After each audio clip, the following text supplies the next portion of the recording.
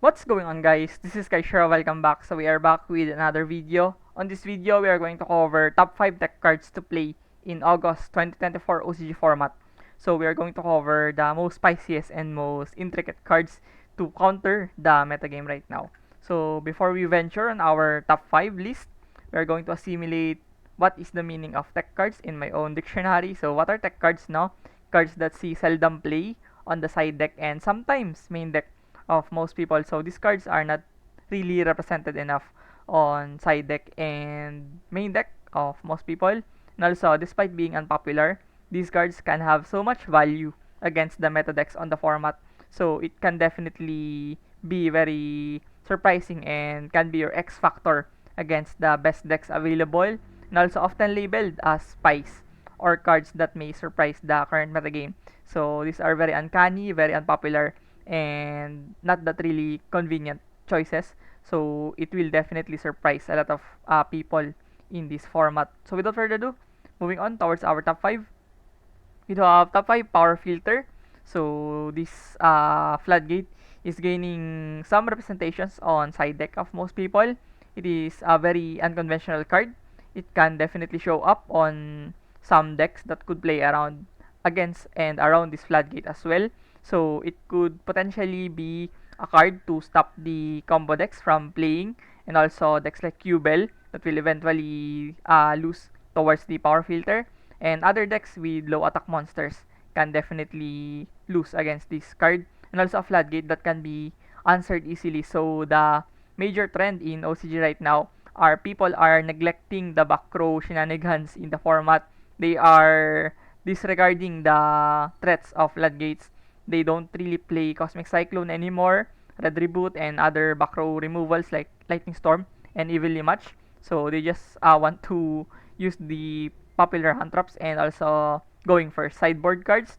So Floodgate is definitely a card that could hurt the side deck pattern of most players right now, and also can help you pressure some of the meta decks. So like I've said earlier, Yubel, things like Voices Voice can definitely be pressured enough from this power filter, and they will do some miscalculations and also play around to out the power filter, but rendering that they would definitely end on suboptimal boards or suboptimal plays.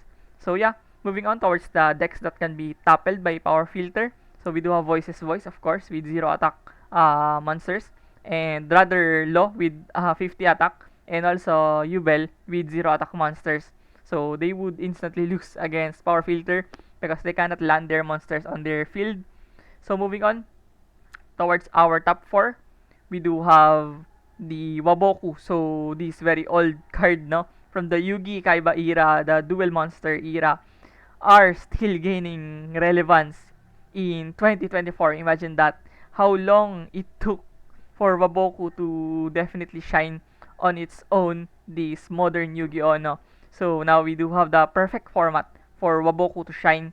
So moving on, we do have Waboku now. So Waboku, a very witty card against the meta. So the meta cannot really comprehend if people can play Waboku on their side deck, because you take no battle damage this turn and your monsters cannot be destroyed by battle this turn. So it is a very defensive and great asset to protect your board and also prevent the OTK from Tenpai. We will not diddle daddle on this occasion because Waboku is very centric and used towards the Tenpai Dragon matchup, and also hard to play around, no? So most decks doesn't have really good countermeasures against Waboku.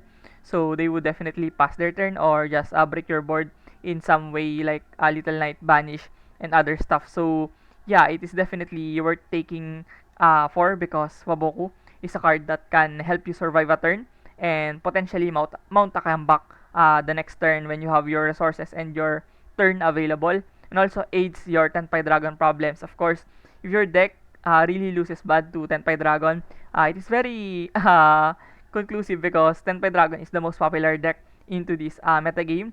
Mostly people have been pivoting towards Tenpai Dragon. Not only it is affordable and more cheaper than the Finsmith variants and Finsmith decks, no? So people are engaged towards playing Tenpai Dragon, and 90% of the deck in this current metagame cannot play around the barrage and plethora of hand traps of Tenpai Dragon. That's why it is very hard to deal against Tenpai Dragon due to their 25 card hand traps into the main deck and possibly board breakers like Droplet and Regeki to annihilate your setup. So yeah, it is a very good card to aid your Tenpai Dragon problem. And moving on towards the meta decks that can be tackled by Waboku, of course, none other than Tenpai Dragon, the most obnoxious deck as a going second deck, very uncanny, and people least expect the going second mechanic to be this absurd. So yeah, moving on, we do have our top 3. We do have Lullaby of Obedience. So this deck was popular from the TCG side of things, no? So this was adapted recently by Hagetaka, a very prominent and popular Japanese player in the JP metagame scene. So he opted to play Lullaby of Obedience in his Tenpai Dragon deck profile recently on his last decklist of Tenpai Dragon. So this card was definitely hype for most people because Hagetaka definitely saw relevance and wit of this card against the format right now, especially a very centric of Tenpai Dragon metagame. So yeah, moving on towards the value of this card. It can be clutch against the current best deck. Of course, Tenpai Dragon is arguably the best deck, even though it is not the most explosive, most resilient, and most palpable deck around, no? Because that category uh, dwells down on Snake Eyes, Sinful Spoils, Finsmith Azumina, no? So, Tenpai Dragon is arguably the best because it is the most used deck and people have been racking up numbers on the usage of the deck. That's why Tenpai Dragon is probably the most played this pre-Rota and post-August format thanks to the Fuaros, which definitely boosted their draw power, their second copy of Maxi, of course, and Impulse as well, another form of iteration of Hand Trap. And also, Mirror Match Remedy. So, Tenpai Dragon Mirror is very absurd. I think that's one of the most underrated stuff in the format. People have been saying that Tenpai Dragon is a gross deck or definitely an easy to play deck because it doesn't take too much brain power to understand the deck and also play the deck now because on hindsight, it's very easy to play. But the mirror match is a different story. It will definitely dwell down on the knowledge against the deck and how did you prepared against the mirror match. So this card can definitely outwit your mirror matches on Tenpai Dragon and also on other decks like the Fire King, Snake Eyes, and also Yubel matchups, and even the likes of Voices Voice. So it definitely gauges towards the mirror match and also hard to counter. So you don't really expect Lullaby of Obedience to be played and not many cards can counter this. So it definitely can have so much leverage against those occasion. So moving on, towards the meta decks that can be toppled by Lullaby of Obedience. Of course, Tenpai Dragon, we will not go far because this is the prime example of the deck that can be toppled by Lullaby of Obedience, especially on the mirror match, Tenpai Dragon. And next, towards our top 2 in our list, we do have Ghost Reaper and Winter Cherries. So, a very spicy card, no? The last time it was very, very relevant was the Sprite Tearlaments era and also the previous formats of horrendous mirror matches all around, no? But now it is gaining some relevance and key components to answer the best decks available in this current metagame. So Ghost Reaper and Winter Cherries as our number 2. So moving on towards the value of this card, no? So Ghost Reaper and Winter Cherries can single-handedly win you matches against the best deck. So when you have a spacious extra deck, you could fit in the Link 2 of the Finsmith and also the likes of Fusion of Azamina and also the likes of Promethean Princess and also Biden in the Tenpai Dragon matchup. So if you have those space available on your extra deck, you could definitely topple the best decks around in this environment and also can be very effective when you use it on a condensed environment. So when you're playing on a small locals or a predetermined set of people, so you definitely know what are they going to play, no? Because you are familiar with their deck and you have an idea how the metagame will shape on that environment. So this card can be very clutch against those circumstances and can definitely catch people off guard, and also can be decisive against mirror matches. So, like the Lulab of Obedience, this card is also phenomenal on the mirror match when you are playing Tanpai Mirror, Snake Eyes Mirror, and also Farking Mirror, and even Rescue Ace Mirror, no, and even Jubel Mirror. So those can be very pivotal towards the outmaneuvering the opponent by eradicating their extra deck cards on their disposal. So moving on towards the deck that can be toppled by Winter Cherries, we do have Fiendsmith, of course, the Link 2, and also Snake Eyes, the most probably best and most resilient deck in terms of explosiveness and yeah, ability to play around hand traps. Snake Eyes definitely goes way too much around that attribute, and also Tenpai Dragon, of course, the Bident on the extra deck is very crucial towards the OTK shenanigans of the deck and their grind game as well. So yeah, moving on towards our top 1 in our list.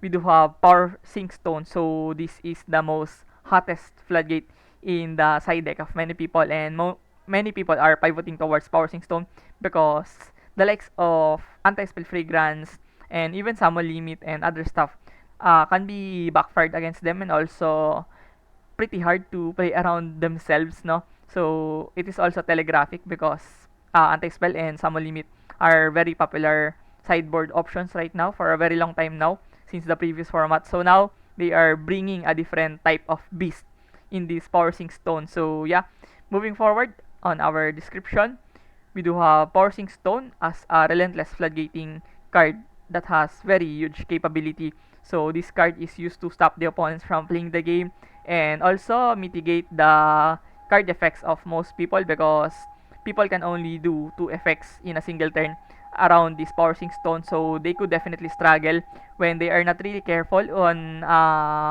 using their effects, and also yeah, playing around this card. And it's also hard because it is skill drain 2.0, because it is like skill drain with extra steps, no, with more advancements towards stopping the opponent while having a leverage to use your effects as well.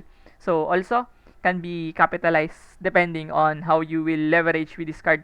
So it is very tricky to play this card because you definitely need to know if your deck can capitalize on Power Sync Stone. If you can have 2 effects like Voices Voice that has the Skull Guardian and Sauravis to pop negate and also banish from the negate summon. So you do have 2 answers on your opponent, and Power Sync Stone will definitely lock you from using your effects. So you could definitely cherry pick and also use your cards to your advantage when you have Power Sync Stone, unlike Skill Drain that completely uh, mitigates the whole field, and this allows player to use their effects. So Power Sync Stone can definitely be more tactful and more kind of Swiss Army knife skill drain in your disposal. And on top of that, it can definitely stop the people from playing the game because it is a card that floodgates the opponent from using their effects. And also Forcing Stone is massive around going first. When you set up this card with your board, it's pretty much hard to beat this card. And yeah, moving on towards the deck that can be toppled with this, of course, Rescue Ace, Snake Eyes, Jubel. All of these decks needs at least 5, 10, 15 effects on a single turn to do their line of play. So they would definitely struggle around Forcing Stone because they have limited options to use their effects, and probably will just go into Little Knight as much as possible to eradicate the Forcing Stone. So yeah, that sums up our top 5 tech cards for August 2024 in OCG format. So if you found this video informative and helpful, please consider subscribing into my YouTube channel. It definitely motivates me a lot to keep going and provide this kind of content for you guys. So once again, thank you for watching. See you on the next one. Peace.